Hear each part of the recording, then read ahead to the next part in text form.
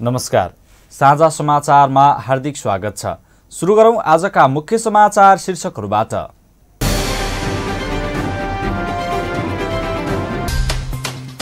गौतम बुद्ध विमानस्थलको दोस्रो टर्मिनल भवन बनाउन बोलपत्र आह्वानको तयारी। कोरोना नियन्त्रणमा आएपछि विमानस्थल सञ्चालनमा आउने।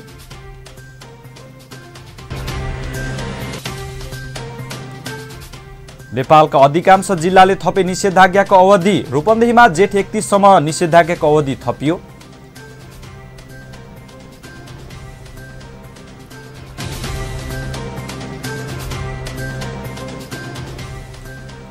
र सन् 2027 को अन्तर्राष्ट्रिय एक दिवसीय विश्वकप क्रिकेटमा 14 राष्ट्र सहभागी हुने।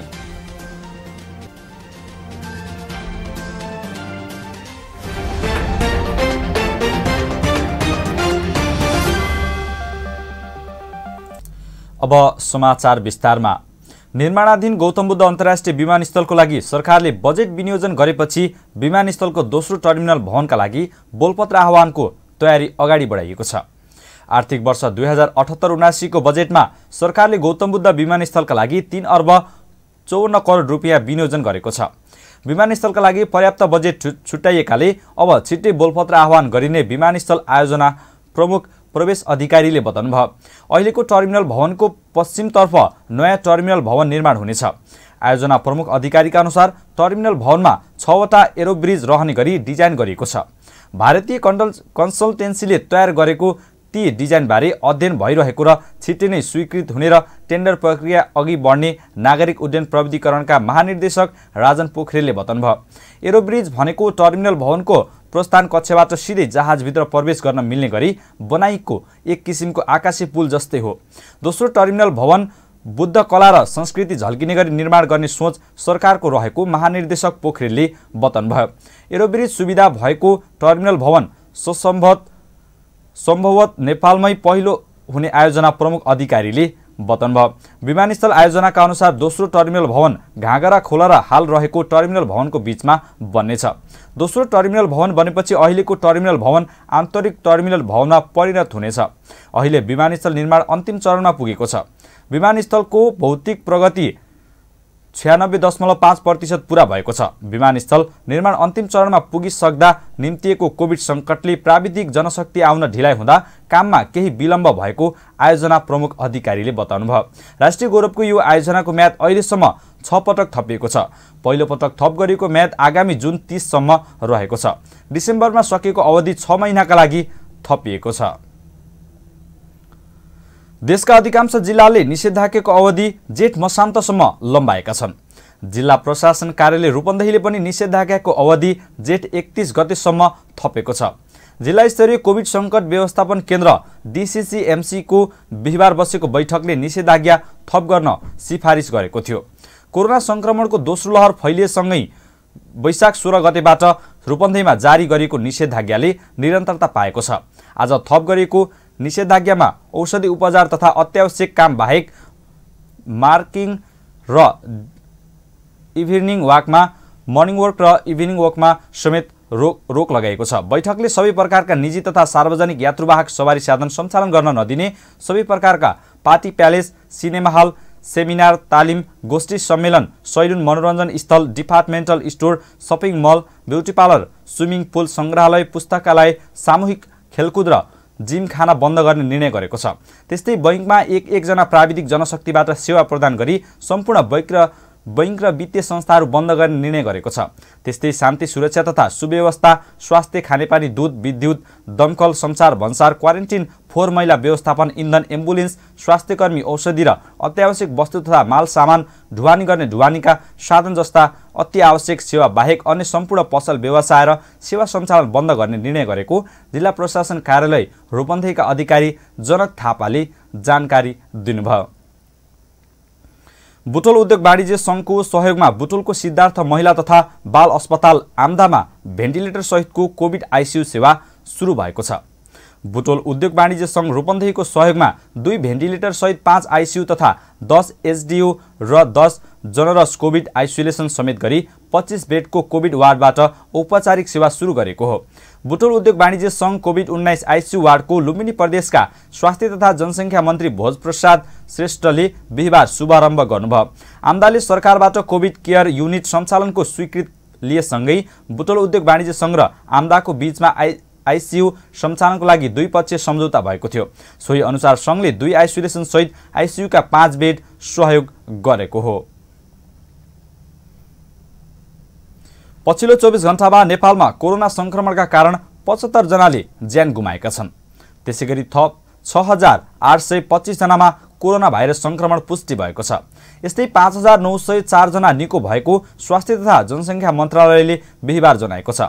मन्त्रालयका अनुसार 21773 जनामा कोरोना परीक्षण गर्दा 6825 जनामा संक्रमण पुष्टि भएको हो, जसमा एन्टिजेन विधिबाट 3211 जनाको परीक्षण भएको छ भने पीसीआर विधिबाट 18562 जनाको परीक्षण भएको छ। यससँगै देशभर कोरोना भाइरस संक्रमितको कुल संख्या 5,76,936 पुगेको छ भने निको हुनेको संख्या 4,67,467 जना रहेको जनाएको छ। यस्तै मृतकको कुल संख्या 7,630 पुगेको छ। हाल देशभर कोरोनाको सक्रिय संक्रमित 1,01,839 जना रहेको छ। हाल संक्रमण निको हुने दर 81% रहेको छ। समाचारको सिलसिला जारी नै छ, पालो विश्रामको।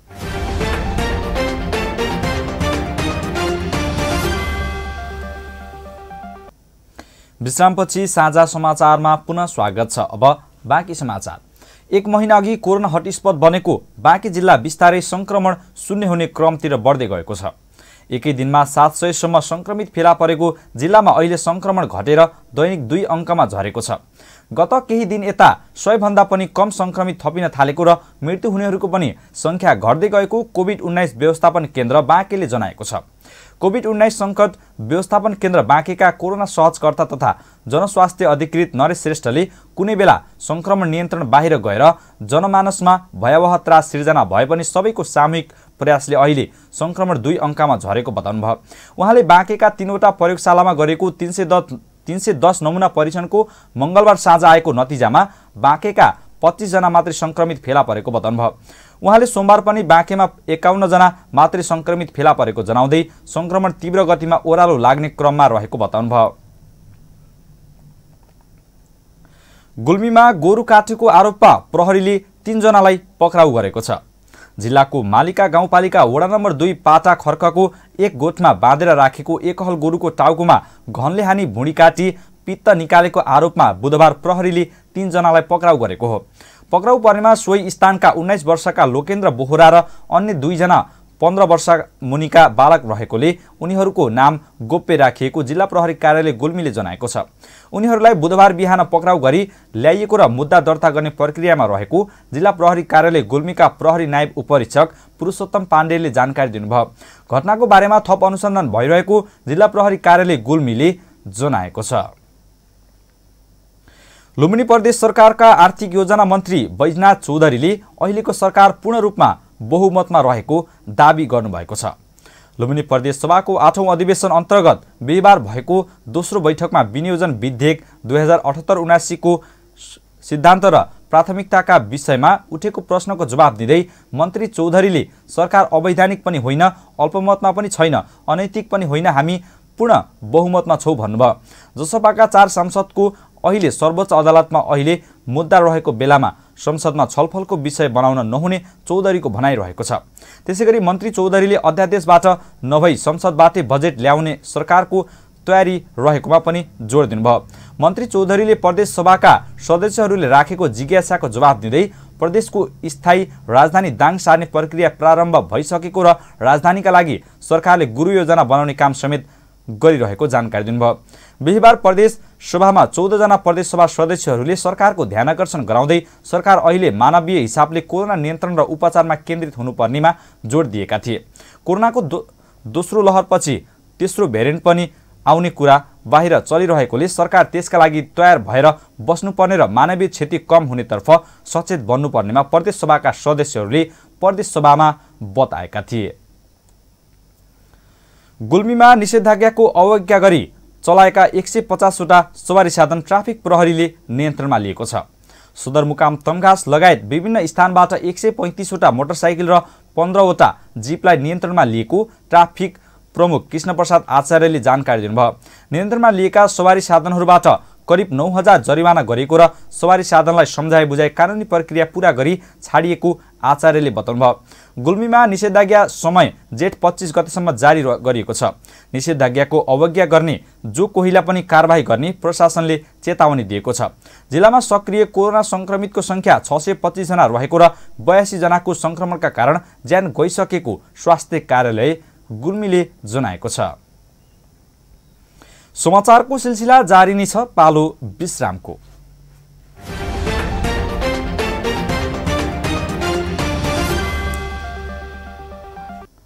विश्रामपछि साझा समाचारमा पुनः स्वागत छ। अब बाँकी समाचार।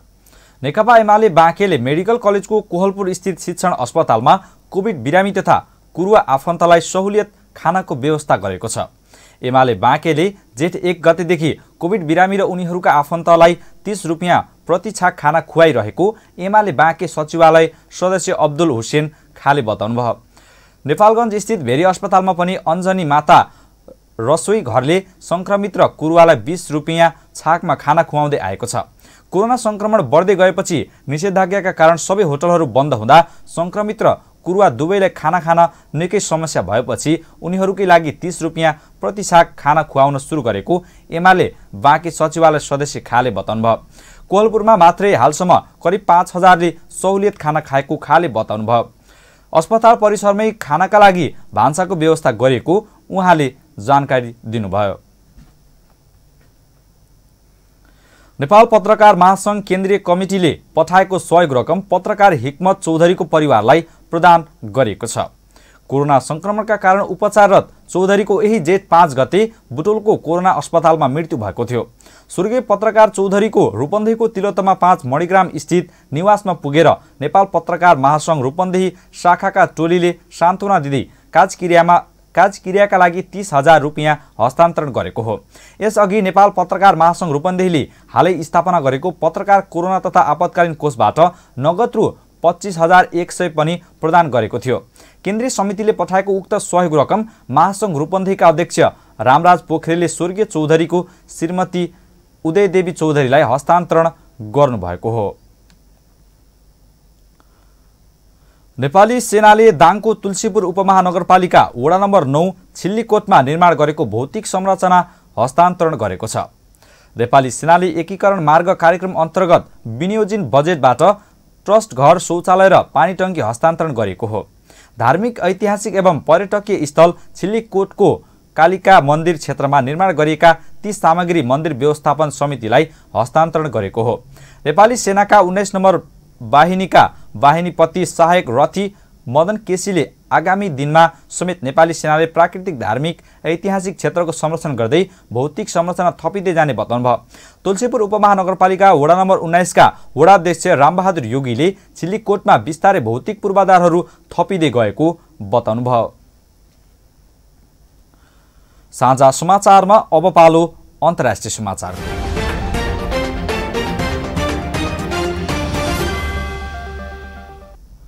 इजरायलको राष्ट्रपतिमा वरिष्ठ राजनीतिज्ञ आइजाक हर्जोग निर्वाचित हुनुभएको छ। देशको 11औं राष्ट्रपतिका रूपमा निर्वाचित हर्जोगले 120 सदस्यीय इजरायली संसदबाट 87 मत प्राप्त गर्नुभएको थियो। इजरायलमा हाल रुभेन रिभलिन राष्ट्रपति हुनुहुन्छ। उहाँको कार्यकाल अर्को महिना समाप्त हुँदैछ। आलङ्कारिक मानिने इजरायलको राष्ट्रपतिको कार्यकाल 7 वर्षको हुन्छ। हर्जोगले राष्ट्रपतिका अर्का उम्मेद्वार मेरियम पेरेजलाई पराजित गर्नुभएको थियो। चुनावी नतिजा सार्वजनिक भए लगत्तै नवनिर्वाचित राष्ट्रपति हर्जोगले आफू सबै जनताको राष्ट्रपति हुने विश्वास व्यक्त गर्नुभयो। 60 वर्षीय हर्जोगले भन्नुभयो, हामी इजरायलको अन्तर्राष्ट्रिय छविलाई सुदृढ गर्नुपर्नेछ र इजरायल विरोधी भावनालाई हटाउन प्रयत्न गर्नुपर्नेछ। साथै हाम्रो लोकतन्त्रको स्तम्भलाई संरक्षण गर्नुपर्दछ। हर्जोग यसअघि लाबोर पार्टीको पूर्व प्रमुख रहनुका साथै सन् 2015 मा संसदीय विपक्षी दलको नेता हुनुहुन्थ्यो। साझा समाचारमा अब पालो खेल समाचारको।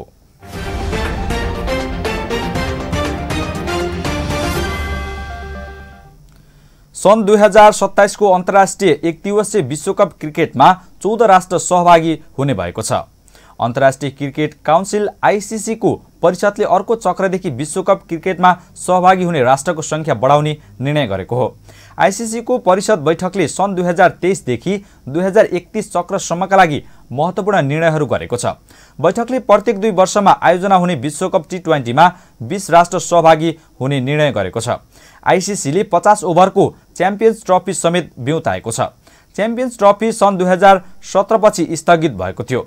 च्याम्पियन्स ट्रफीमा आईसीसी को एकदिवसीय वरियतको शीर्ष स्थानमा रहने टोली सहभागी हुँदै आएको छ। सन् 2025 र 2029 मा च्याम्पियन्स ट्रफी पुनः सुचारू हुने भएको छ। यिनै समाचारसँगै हामी समाचारको अन्त्यमा आइसकेका छौं। अन्त्यमा मुख्य समाचार फेरि एकपटक।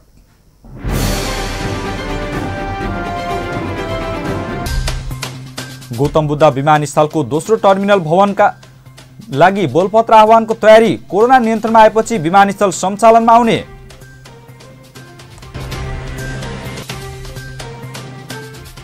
नेपालका अधिकांश जिल्लाले थपे निषेधाज्ञाको अवधि। रूपन्देहीमा जेठ 31 सम्म निषेधाज्ञाको अवधि थपियो।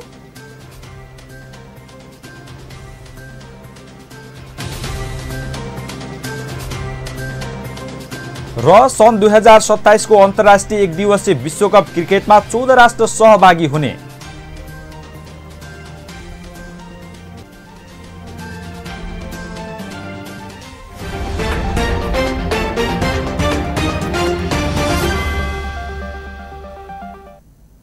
हवस् त अहिलेका लागि साझा समाचार सकियो।